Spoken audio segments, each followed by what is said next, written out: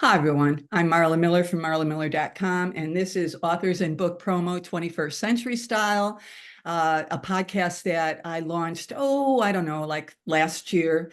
And it is for authors who have published their books, recently published their books, to share their road to publication, to share what's been working, perhaps what hasn't been working.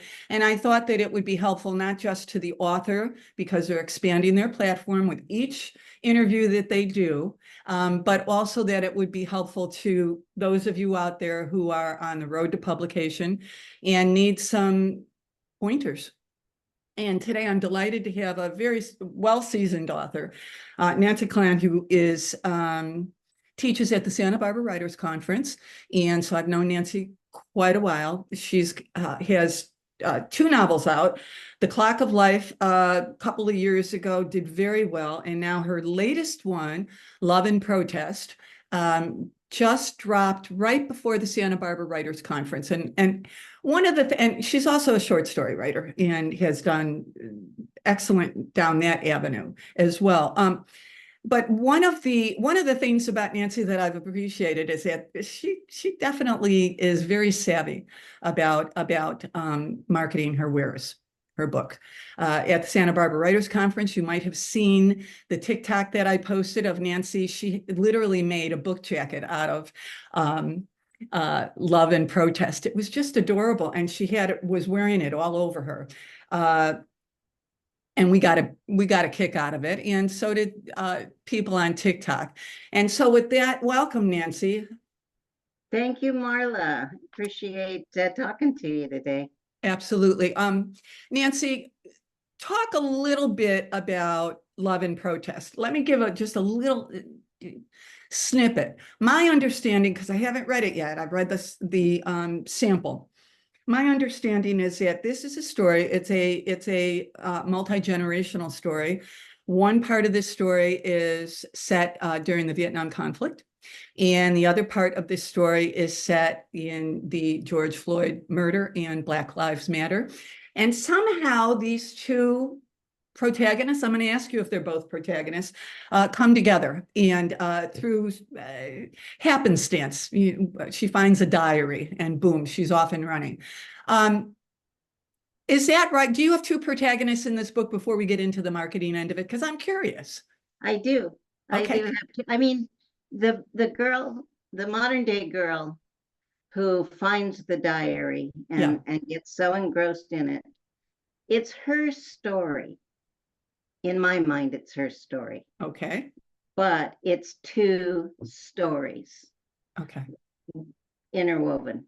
And so then the major character, I won't call her a protagonist, but the major character from back in the Vietnam era, does she inform your protagonist? Do they ever get on the same page together?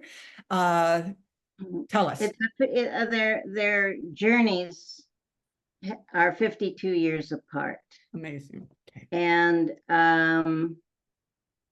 it's theoretically just the idea of social activism and how everyday people can get involved and make a difference for the better. And both of these girls, they didn't start out going, I'm going to be an activist. It's the consequence of things that have happened to them is how they got their journey. I mean, this isn't a hero's journey book where, you know, there's a quest for something. This is a coming of age story. Okay, cool. Very good. And talk to us a little bit about how long it took you to craft this novel. Probably 5 years. Okay. Part of that was during I didn't write anything during the first year of COVID. Really? I couldn't sit in the room and work on the computer. Yeah. I also do a lot of artwork, so that was pretty prolific at that time. And so be in the Okay. office or on a computer. So your jam at that time to keep your balance was art. Yeah. Yeah, yeah. I'm not an artist, and so I had to figure out other things during, because it was a really it was a tough time for all of us. We got through it. Okay, so Love and Protest, you have been marketing it beautifully. I know that you are, talk to us about an award. You're a semifinalist. Talk to us about that. And Well, what happened about the award? I decided I wasn't going to have a book launch or anything like that because anybody who would come to my book launch was going to buy my book anyway. So the Okay. money that I would have spent on the event, mhm, I took that money and I put it into sending my manuscript out for awards. okay. Because And awards aren't cheap. The submission. no, they average anywhere from about $70, $75, $79 to maybe a 120. Okay. And Which isn't awful. so I think I probably submitted to 6 or 7, Okay. and maybe one was free and one was $20 or something Okay. like that. So that was the party money. Good. I thought I would invest it. So anyway, just the other day, and most of them aren't going to be, they're not going to announce them until November, December, January, something like that. Mhm. But I did the other day get a notification that Love and Protest was a semi-finalist in the literary fiction section for the Wonderful. Kindle Book Award, Kindle Book Awards, and they will, of those 20 semifinalists, they will choose 5 to be finalists, and they'll announce those in October. It's fabulous. I And mean, then congratulations, just they'll getting this win. far. Yeah. Yeah, Really. yeah, I can't imagine 5,000 people. I can't even imagine how many people apply for these things. You're pretty savvy about, would you say that you're pretty savvy about marketing, promotion? Well, I do stumble with the social media. I Okay. come from, I did advertising and marketing in the olden days, Mhm. before social media. So So did I. and you've been very active and good about keeping up with it. Yeah. And I haven't. I've just You know why just very quickly, you know why I have, Nancy? Because I was published by Simon and Schuster and I saw what they did not do. right. It's the truth. Right. I'm grateful that I got the publication, but I knew that I was pretty much on my own. And so then when we segued into independent publishing, because that's really where we're at in the 21st century. Because traditional publishing has really, really narrowed its doorway or windows, and for lots of reasons, and we won't go into that. But that's why I decided to get up to snuff about it and keep myself as current as I could be. The other thing that I like to do, I like to interview. I like to talk to authors. I just do. Right.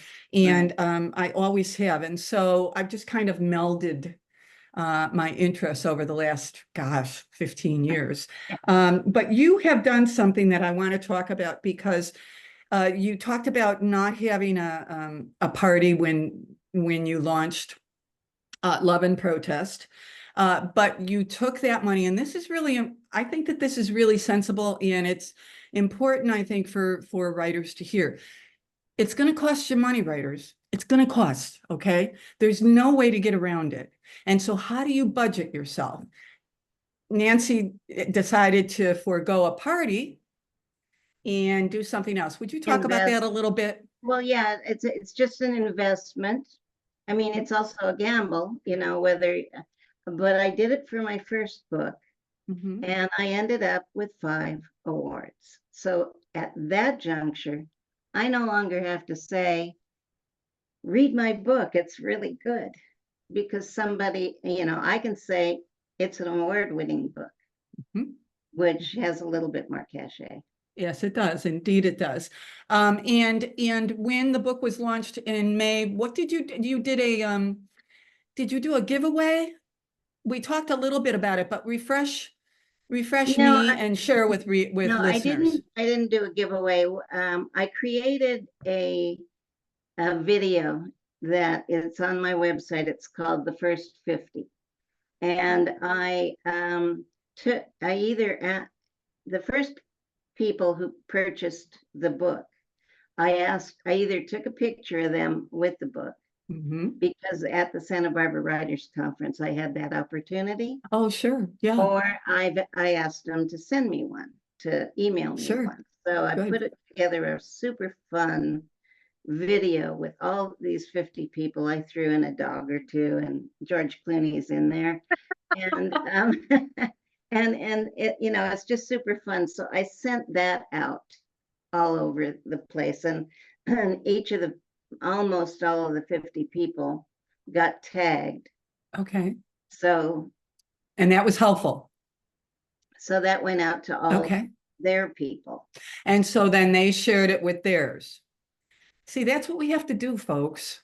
That's Well, what we the have to thing do. is, it's the word share, That and is the word. that's the hardest part about, I mean, even creating something super fun. You just get back a note that says, this is really fun. It's like, Could you share it, please? It's it's been an issue for me because I do a lot with authors and with writers, and we're at the 10-minute mark. Just wanted to let you know. Um, and while authors are really grateful when I'm interacting with them vis-a-vis a workshop or a video, uh, and it's in their best interest to share. It's in their best interest, not just mine, but theirs. And people do they don't do it as much as I would like them to, or frankly, as much as I do, because I do share. I mean, I just think, how are we going to help each other out here in this vast land of books? If we're not connected to people who we know, writers who we know, who are willing to help us out because they know that we'll help them out. It's the way the world works, yes? yeah, yep, absolutely. Exactly. Absolutely. And so you did that, and podcasts. Talk to me Yes. about that, because I know that you've done some. Sure, I think you mentioned one in particular that is coming out soon. Yeah, it should come out next week, but I live in a community that has a very active TV station or channel. Right. And so those are the first people I hit. Okay. It's local Channel 6. And so How do you get on that, Nancy? I just they have a lot of shows. Okay. So I just I was on one interview show for a half hour, Good. another one for a half hour, and one of them for 15 minutes. That one was very good. And and there's one more that I'm just gonna I haven't just email whoever Okay. is doing it. That's a And great idea. And for people who people should know that there are lots of radio shows, podcasts that are local. And so maybe you'll only be, the interview will only be disseminated to a small locale, but but it's there are but readers in that. and now I have it on my website. Wonderful. And now I can put it on, Absolutely. Facebook or whatever.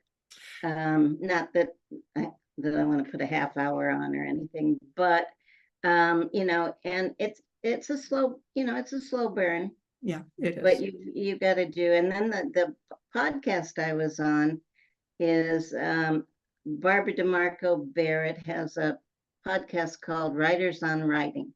Okay. It's a really well-known podcast.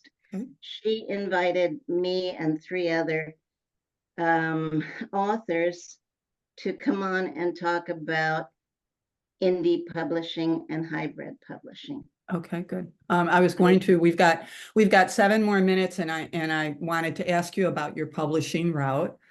I know what it is, but our listeners don't. You're an independently published author, and I send out just a 1-page Q&A to my authors, and I loved what you wrote about, your sigh about traditional publishing, and also your concern about hybrid publishers. You want to talk a little bit about what brought you down the independent publishing road? Well, that was not my choice at all, because I at the time, I thought any writer worth their salt would be traditionally published. Yeah, It I was know. during the time when the iPad and the Kindle and everybody was going to tablets, and the publishing industry lost its mind. And a lot of the small ones went out of business. There, to query agents was, I mean, there were hardly any, especially small press independent agents. And so I had two choices. I could throw the manuscript in the drawer, or I could publish it myself. And the goal for you was getting readers, yes? Yes, yeah, Yeah. for somebody to read it. And so it was when I started studying traditional publishing, I found out so much stuff. I found out it would be 2 years before my book was published. I found out that I might get 80 cents a book. I found out they don't help do any marketing. So the choice was easier after I had some of the facts. So all three of my books, there was even just a little thing in the back of my head saying maybe Love and Protest could be traditional, and then I just kind of wanted to slap myself, because who has 2 to 4 years of a big question mark? After you spent the 5 years writing it. Exactly. And maybe it's an easier choice for somebody in their 30s. That's right. That's exactly right. But even people in their 30s are having because it's, several of my clients over the last several years, young, and, just got tired of it. Just got tired of all the queries, and for many of them, they didn't even get responses. Back in the day, we used to get, listen to me with this hair color. But back in the day, we used to at least get responses. It would be just a 1 page in the mail. Sorry, this isn't for me. Right. I'm sure you'll find the right home. List. But anyway, so you are happily independently published. Yes, I'm especially, I'm in a writers group with about 4 people who are with a small traditional publisher. Okay. And we probably sell the same amount of books. Yeah. And I'm getting over $5 a book, and they're getting 80 cents a book. Yeah, right. Exactly. And I don't know if the reader cares. I don't think that the reader, I don't know. Do you think the reader cares? Do you think the reader looks at the inside cover and goes, oh, well, it's not traditionally published, so I don't want it? I'm sure there are some. Yeah. But that could be 3% of all readers. And so the goal for an independently, because we're running out of time, and I just want to get a few more things in. The goal for whether you're down the independent publishing track or traditional or hybrid is to find your readers, because that's your job.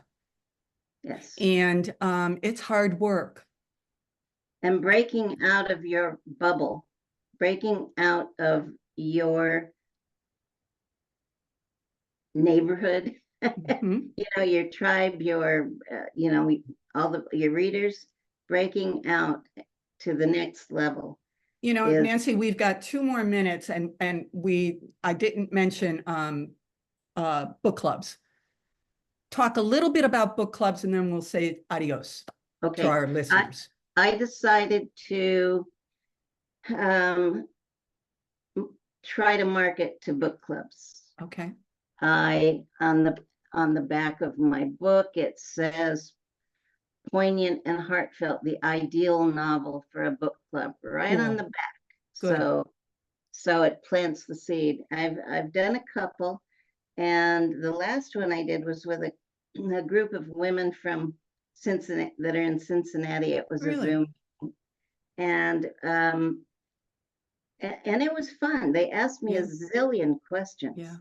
And the next day, one of them, there was a post that went out talking about the book and talking about how great that it was the best book club they've ever had in 23 years. Cool. Oh, so my fingers are crossed that whoever read that will, be talking about it with their book club. But anybody that I talk to, I talk to them about, do you know anybody in a book club? So you're on the search for more book clubs. I'll make sure to put that in my notes when I post this interview. Okay, great.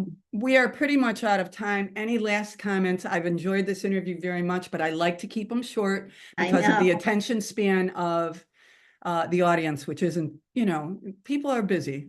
I just want to talk, hopefully this will be 30 seconds, about paying for reviews. Okay, go ahead. This is another budgeting thing. Kirkus is $450. Book Life is $3.99. Indie Reader is $2.75, etc. With five reviews could cost me $1,750. Have you done that? No. Yeah, that's a lot of money. What I've done is I have queried book bloggers. Good. It's very timely. It's very timely to do that. But they post on their blog, they put it on Amazon, they put it on Goodreads, they do that. So that's another, it's takes work, but I can't pay $450 for a review. Yeah, exactly. It's like a rich man's sport. Yeah. Well, what happened and then we'll end, but the independent publishing movement back when it was just starting up, I saw it. I saw all the marketeers jumping on and figuring out where to make the most money, and book reviews right up there on top. And so you're saying there's another way to get your book reviewed, and so you look to book bloggers. And I think that's another great tip. Thank you so much. We're going to have to end this, but Nancy, if there's anything that happens in the next couple of months and you want to come back on and give us an that would be update. good. Yeah, I just had Rick back on, who we both know, Rick Shaw from the Santa Barbara Writers Conference. And so if that happens to you over the next several months, just shoot me an email and I'd love to have you back on. Sounds great. Good. Really appreciate the time. Good. I appreciate talking to you, and I'm looking at hold on just a minute. Okay, here we go. Nancy Klan, Love and Protest. It's out now.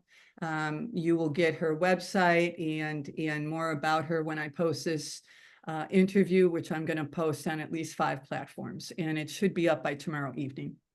Thank you so much. Great, Marla. Thank you. Absolutely. Author and book promo, 21st Century Style. We're grateful. Okay.